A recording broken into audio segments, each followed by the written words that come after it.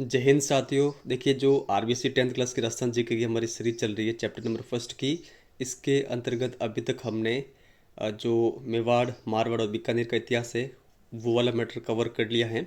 आज हम इस वीडियो में जो शाकंभरी के चौहान हैं इनसे संबंधित जितना भी मैटर बुक के अंतर्गत दे रखा है वो कवर करेंगे। और वीडियो के एंड में एक कमेंट वर्क भी है जिसका आंसर आपको इस वीडियो के कमेंट सेक्शन के अंतर्गत देना है। वीडियो आपको हेल्पफुल लगे तो लाइक शेयर जरूर करिएगा। शुरुआत करते हैं क्वेश्चन नंबर फर्स्ट से।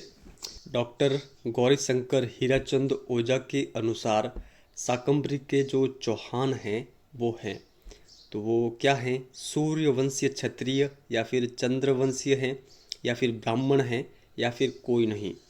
तो देखिए, गौरीशंकर हीराचंद ओझा ने शाकंभरी के चौहानों को माना है सूर्यवंशीय क्षत्रिय। तो यहाँ पर फर्स्ट नंबर ऑप्शन सही है। अचलेश्वर मंदिर के लेख में शाकंभरी के चौहानों को क्या माना गया है? तो देखिए, सही आंसर होगा चंद्रवंशीय, second number option. Doctor Dasharatha Sharma चौहानों की उत्पत्ति किस वंश से मानते हैं? तो सही आंसर है ब्राह्मण वंश से चौहानों की उत्पत्ति मानते हैं डॉक्टर दशरथ शर्मा। बिजोलिया अभिलेख के अनुसार सांबर झील का निर्माता वासुदेव किन का आदि पुरुष था? तो वासुदेव आदि पुरुष था चौहानों का, थर्ड नंबर ऑप्शन यहाँ पर सही है। और ऐसा माना भी गया है कि जो सांबर झील का निर्माता था वो वासुदेव ही था। तो ये आप ध्यान रखिएगा, और ये जानकारी हमें बिजोलिया अभिलेख से मिलती है। इनका जो समय था वो था 551 ईस्वी के आसपास का। तो ये आप ध्यान रखिए। प्रारंभ में चौहान किन के सामंत थे? तो प्रारंभ में चौहान सामंत थे गुज्जर प्रतिहारों के। बाद में गोवक प्रथम ने गुज्जर प्रतिहारों की अधीनता से चौहानों को मुक्त कराया था। तो ये आप ध्यान रखिएगा। जो वाकपति राज हैं इन्होंने प्रतिहारों को पराजित किया था, और ये एक शक्तिशाली राजा थे, और इनके शासनकाल में इनके द्वारा जो प्रतिहार शासक थे उनको पराजित किया गया था। तो ये दोनों फैक्ट बुक के अंतर्गत दे रखे हैं, तो इनके बारे में आप ध्यान रखिएगा। 983 ईस्वी का हर्षनाथ लेख किन की विजयों का उल्लेख करता है? तो देखिए, ये भी इम्पोर्टेंट है। 983 ईस्वी का जो हर्षनाथ अभिलेख है ये उल्लेख करता है विग्रहराज द्वितीय का। तो ये आप ध्यान रखिएगा, सेकंड नंबर ऑप्शन यहाँ पर सही है। गुजरात के चालुक्य शासक मूलराज को पराजित किया गया था विग्रहराज द्वितीय के द्वारा। तो ये आप ध्यान रखिएगा। निम्न चौहान शासकों को उनके कालक्रम के अनुसार व्यवस्थित यहाँ पर करना है। तो देखिए, सबसे पहले जो है वो है विग्रहराज द्वितीय। तो दो ऑप्शन के अंतर्गत ये दे रखा है। उनके बाद में है दुर्लभ राज, फिर है गोविंद तृतीय, और सबसे बाद के हैं अजय राज। तो ये आप ध्यान रखिएगा। अजय राज के बाद में अर्णोराज हैं, विग्रहराज चतुर्थ हैं, और पृथ्वीराज हैं। तो ये आप ध्यान रखिएगा। जो अजमेर के जितने भी शासक हैं उनका कालक्रम कई बार के एग्जामों के अंतर्गत पूछा हुआ है, तो ये आप ध्यान रखिएगा। पृथ्वीराज विजय नामक ग्रंथ में किनकी उपाधि वैरीगट शत्रु संहारक मिलती है? तो वैरीगट जो उपाधि है ये हमें मिलती है गोविंद तृतीय की। तो यहाँ पर थर्ड नंबर ऑप्शन सही है। किस ग्रंथ के अंतर्गत? तो पृथ्वीराज विजय ग्रंथ के अंतर्गत। फरिश्ता के अनुसार किसने गजनी के शासक को मारवाड़ में आगे बढ़ने से रोका? तो इसका आंसर भी यही है, गोविंद तृतीय ने जो गजनी के शासक थे उनको मारवाड़ में आगे बढ़ने से रोका था। किसके अनुसार? फरिश्ता के अनुसार। अजयराज कब शासक बना? तो 1105 ईस्वी के अंतर्गत। किसने चांदी व तांबे के सिक्के चलाए जो अजय प्रिय द्रंब कहलाए? तो देखिए, यहाँ पर हमारा सही आंसर होगा फोर्थ नंबर ऑप्शन, अजय राज के द्वारा। अजय राज ने अजय मेरू नामक नगर कब बसाया? तो देखिए, सही आंसर होगा 1113 ईस्वी के अंतर्गत। तो ये आप ध्यान रखिएगा, सेकंड नंबर ऑप्शन हमारा सही आंसर होगा। और देखिए, इनकी वाइफ का नाम क्या है? अजय राज की पत्नी का नाम है सोमलवती। अजय राज शैव अनुयायी थे और धर्म सहिष्णु राजा थे। ठीक है, यानी ये मानते तो भगवान शिव को थे, लेकिन बाकी जितने भी धर्म है उनके प्रति इनकी उदारता थी। तो ये आप थोड़ा सा ध्यान रखिएगा। गुजरात के शासक कुमारपाल चालुक्य से कौन पराजित हुआ? तो देखिए, कुमारपाल चालुक्य से पराजित हुए थे अर्णोराज। इस कारण इनको काफ़ी सारी कटु आलोचनाएं भी झेलनी पड़ी थी, लेकिन बाद में इन्होंने तुर्कों और जो मालवा के शासक है उनको पराजित करके जो ये यहाँ पर आलोचनाएं झेलनी पड़ी इनको, फिर इनकी भरपाई यहाँ से की। अजमेर में आना सागर झील और पुष्कर में जो वराह मंदिर है इसका निर्माण किसने करवाया था? तो सही आंसर है अर्णोराज ने। यहाँ पर सेकंड नंबर ऑप्शन हमारा सही आंसर होगा। अर्णोराज भी शैव अनुयायी थे और इनके समय के विद्वान हैं देवबोध और धर्मघोष। ये एग्जामों के अंतर्गत आए हुए फैक्ट है, तो आप ध्यान रखिएगा। विग्रहराज चतुर्थ ने तोमरों को पराजित कर किस पर अधिकार किया था? देखिए, काफ़ी इंपॉर्टेंट प्रश्न है। तोमरों को पराजित करके दिल्ली पर अधिकार किया था, और ये पहले ऐसे चौहान शासक थे जिन्होंने दिल्ली पर अधिकार किया था।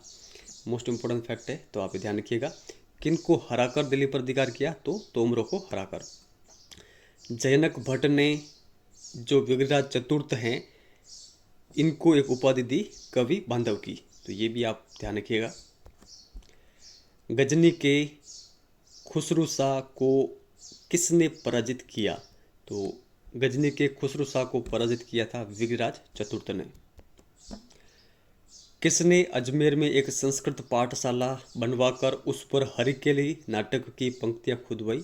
तो सही आंसर है विग्रहराज चतुर्थ ने। कुतुबुद्दीन ऐबक ने जो ये संस्कृत पाठशाला है इसको तुड़वा दिया था, तो ये आप ध्यान रखिएगा। संस्कृत पाठशाला को तुड़वाकर इसे 2.5 दिन के झोपड़े में बदल दिया था। नीचे वाले फैक्ट विग्रहराज चतुर्थ के संबंध में, इन्होंने बिसलपुर नगर बसाया था। बिसलपुर झील भी इनके द्वारा बनवाई गई थी, और इनके समय के विद्वान हैं सोमदेव जिन्होंने ललित विग्रहराज ग्रंथ लिखा था, तो ये आप ध्यान रखिएगा। किसका समय सपादलक्ष्य का स्वर्ण काल था? तो सही आंसर है विग्रहराज चतुर्थ। अधिकतर स्टूडेंट फोर्थ ऑप्शन लगा के आते हैं, लेकिन उनका ये गलत हो जाता है। आप अच्छे से ध्यान रखिएगा, विग्रहराज चतुर्थ इसका सही आंसर है। पृथ्वीराज चौहान के संबंध में गलत कथन कौन सा है वो देखना है। 11 वर्ष की आयु में शासक बना। 1182 ईस्वी में सतलज प्रदेश के भंडारकों को पराजित किया। महोबा के चंदेल शासक को पराजित किया। और पृथ्वीराज कन्नौज के जो घेड़वाल जयचंद से उनसे पराजित हुआ। तो देखिए, गलत कथन ऑप्शन नंबर 4 है, क्योंकि जयचंद से पराजित नहीं हुए थे पृथ्वीराज। बाकी जो तीनों कथन है ये सही है। 11 वर्ष की उम्र में ये शासक बन गए थे। सतलज के जो भंडानक है उनको 1182 ईस्वी में पराजित किया था। महोबा के चंदेल शासकों को पराजित किया था, जिसके अंतर्गत आल्लाह और जो उद्दल हैं ये मारे गए थे, और इसके अंतर्गत पृथ्वीराज की विजय हुई थी। तो ये सभी कथन यहाँ पर सही हैं। पृथ्वीराज चौहान ने जयचंद की पुत्री जो संयोगिता हैं इनसे विवाह किया था, तो ये आप ध्यान रखिएगा। और तराइन के 2 युद्ध होते हैं, जिसके अंतर्गत जो पहला युद्ध है तराइन का, जो कि 1191 ईस्वी के अंतर्गत हुआ था, इसमें पृथ्वीराज की विजय होती है। मोहम्मद घोरी इसके अंतर्गत हार जाता है। और जो 1192 के अंतर्गत दूसरा तराइन का युद्ध होता है उसके अंतर्गत जो मोहम्मद घोरी है उसकी विजय होती है और पृथ्वीराज चौहान की पराजय होती है। तो ये आप ध्यान रखिएगा। पृथ्वीराज विजय नामक जो पुस्तक है इसके लेखक कौन हैं? तो सही आंसर है पृथ्वीराज विजय नामक पुस्तक के लेखक तो हैं जयनक। पृथ्वीराज रासो के लेखक है चंद्रवर्दई। तो ये आप ध्यान रखिएगा। किल हॉर्न के अनुसार कौन हिंदू शासकों में कालिदास और भवभूति की होड़ कर सकता था? तो ऐसा कौन सा हिंदू शासक हैं? तो सही आंसर है विग्रहराज चतुर्थ। तो ये आप ध्यान रखिएगा, 3rd नंबर ऑप्शन यहाँ पर हमारा सही आंसर है। अब देखिए, कुछ और भी ऐसे दे रखे हैं बुक के अंतर्गत, जैसे कि एक है किल हॉर्न के अलावा भी डॉक्टर दशरथ शर्मा हैं, और जो पृथ्वीराज विजय हैं इसके जो लेखक हैं वो भी विग्रहराज चतुर्थ के बारे में कुछ न कुछ लिखते हैं। तो उनकी जो एक दो पंक्तियाँ लिखी हुई हैं विग्रहराज चतुर्थ के संबंध में, वो आप बुक के अंतर्गत से पढ़ सकते हैं। और पृथ्वीराज चौहान और जो संयोगिता है उनसे संबंधित एक जो प्रेम कथा की पूरी ऐतिहासिकता का वर्णन बुक के अंतर्गत दे रखा है। उसके अंतर्गत भी काफ़ी सारे जो इतिहासकार हैं उनके अलग अलग मत हैं कि जो इनकी ये प्रेम कथा है ये सही है या फिर गलत है। तो गौरी शंकर हीराचंद ओझा ने तो इसको कम्प्लीटली एक कल्पना ही माना है कि ये चीज़ें कुछ भी है नहीं, क्योंकि जितने भी समकालीन ग्रंथ थे उसमें पृथ्वीराज और संयोगिता की जो ये प्रेम कहानी है इसका हमें उल्लेख नहीं मिलता है। जैसे कि प्रबंध कोश हैं, हमीर महाकाव्य है, पृथ्वीराज प्रबंध है, प्रबंध चिंतामणि है, ये सभी उस समय के समकालीन ग्रंथ थे। इसमें किसी में भी अ, पृथ्वीराज और संयोगिता की प्रेम कहानी का हमें उल्लेख नहीं मिलता है। तो ये आप ध्यान रखिएगा। डॉक्टर रोमिला थापर और जो डॉक्टर RS त्रिपाठी है उन्होंने भी इसको सही नहीं माना है, लेकिन कुछ इतिहासकार ऐसे भी हैं जिन्होंने इसको स्वीकार किया है, जैसे कि गोपीनाथ शर्मा है, CV वैद्य हैं। तो इन सभी का देखिए जो थोड़ा बहुत फैक्ट हैं वो बुक के अंतर्गत दे रखा है, लेकिन यहाँ से एग्जामों के अंतर्गत क्वेश्चन कम ही आते हैं। एग्ज़ाम की दृष्टि से जो भी इम्पोर्टेंट फैक्ट है वो सभी मैंने आपके सामने रख लिए हैं।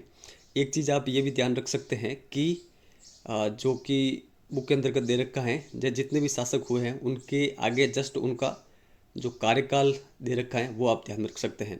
जैसे कि पृथ्वीराज तृतीय का जो कार्यकाल है वो है 1177 से लगाकर 1192 ईस्वी के मध्य का। तो जितने भी शासक हुए हैं उनका कार्यकाल आप ध्यान रख सकते हैं। आज का जो हमारा कमेंट वर्क है वो है, मुंशी देवी प्रसाद ने राजपूताने का कर्ण किसे कहा है? तो आपके सामने ऑप्शन है लूणकरण, रायसिंह, अजयराज या फिर रावजेत सिंह। आपको जो भी सही आंसर लगे कमेंट सेक्शन में आप लिख के ज़रूर बताइएगा।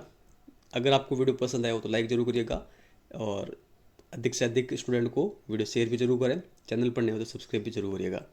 और नेक्स्ट क्लास आपको अगले दिन मिल जाएगी। अब देखिए हम एक टाइम फिक्स कर लेते हैं जो कि आपको ही बताना है कि सुबह मॉर्निंग में 8 बजे की क्लास रखें या फिर 1 बजे दिन के अंतर्गत या फिर शाम के 4 बजे। तो आप कमेंट सेक्शन में ये भी लिख के बता दीजिएगा।